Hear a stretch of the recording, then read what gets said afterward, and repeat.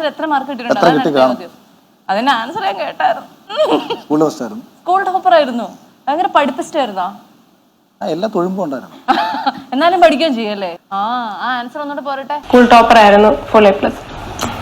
അല്ല, ഞാൻ ഫുൾ മാർക്കായിരുന്നോ? ആ, എത്ര മാർക്ക്? എന്നാലും ഓർമ്മയില് 550 മാർക്ക് ഉണ്ടെന്ന് കൂട്ടി. 600 ഞങ്ങളുടെ എക്സാം.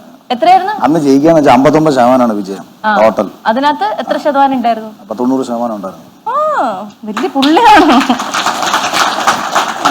അഖിൽമാര റിപ്പീറ്റ് ചെയ്ത് കാണുന്ന ഒരു സിനിമ ഏതാണ്? അങ്ങനെ പൊതുവേ ടിവിയിലും മൊബൈലിലും ഒന്നും സിനിമ കാണുന്ന ആളല്ല. എന്നാലും പണ്ടൊക്കെ ഇപ്പൊ കുറെ നാളെ കേട്ടോ അങ്ങനെ സിനിമ. പണ്ടൊക്കെ ആണെങ്കിൽ ബോയിങ് അല്ലെങ്കിൽ മഴ പെയ്യുന്ന മാത്രം കൊടുത്ത് ഇങ്ങനെയൊക്കെയുള്ള സിനിമകളൊക്കെ ഉണ്ടല്ലോ.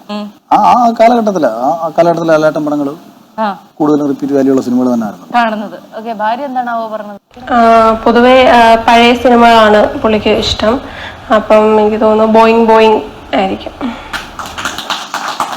എനിക്ക് തോന്നിയായിരുന്നു, ഇടയ്ക്കിടയ്ക്ക് ഇവിടെ നിന്ന് ബോയിങ് എന്നൊക്കെ പറയണ കേട്ടപ്പോഴത്തേക്ക് എനിക്ക് തോന്നിയായിരുന്നു. എനിക്ക് ആ സീക്വൻസ് കാര്യം ഞാനും ഹരിയും കൂടെ ഒക്കെ ഫ്ലാറ്റിനകത്ത് നിന്ന് തമാശ കളിക്കുമ്പോഴത്തേക്ക് ഞങ്ങൾ എപ്പോഴും പറയും ബോയിങ് പോലെ നമുക്കൊരു റൂം എടുത്ത്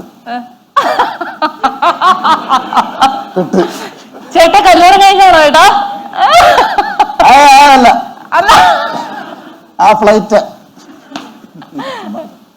ഇഷ്ടപ്പെട്ട നടി ആരാണ്? അത് ഋഷി ആണോ?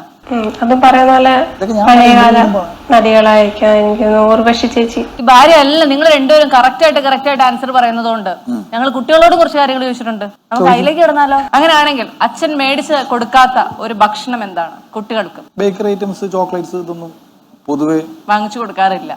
ബേക്കറി വല്ല മേടിച്ചിരിക്കില്ല. ബേക്കറി പെരുന്ന അച്ഛൻ ഇഷ്ടപ്പെടത്തില്ല. അത് ഹൗസിനകത്ത് വന്നപ്പം പറഞ്ഞു. ഹൗസിനകത്ത് വന്നപ്പോ ഞാൻ അതിനകത്തൊന്നും ഞാൻ അടിച്ചെന്നൊക്കെ പറഞ്ഞില്ലേ? അതെന്താ അറിയോ? ഇല്ല, ശോഭ ചോക്ലേറ്റ് എന്തോ കൊണ്ട് കൊടുത്തു. ഞാൻ 4 ചോക്ലേറ്റ് കൊണ്ട് കൊടുത്തു. അപ്പൊ എന്റെ അടുത്ത് ചോക്ലേറ്റ് വെച്ചിട്ട് എന്നെ നോക്കിയിട്ട് നീ വീട്ടിലാണെങ്കിൽ എന്നെ വഴക്കൊക്കെ പറയുന്നതാണല്ലോ, എന്താ പറയാതെ?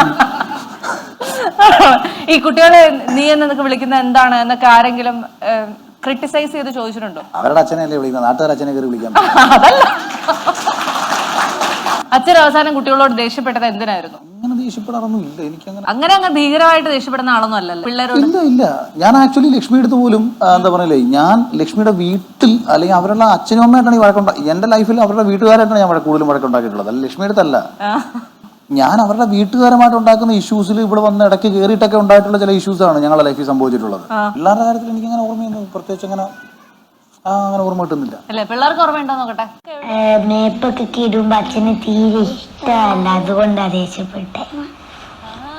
പക്ഷെ നല്ല മേക്കപ്പില് രണ്ടുപേരും ഇരിക്കുന്നു. ഇപ്പൊ അവിടെ വന്ന് കുറെ പഠിച്ചു. അല്ല, ഞാൻ അതൊക്കെ അതാരാ ചാടി പോയ അങ്ങനെ ഒന്നും അത് പിന്നെ അവര് ചുമ്മാ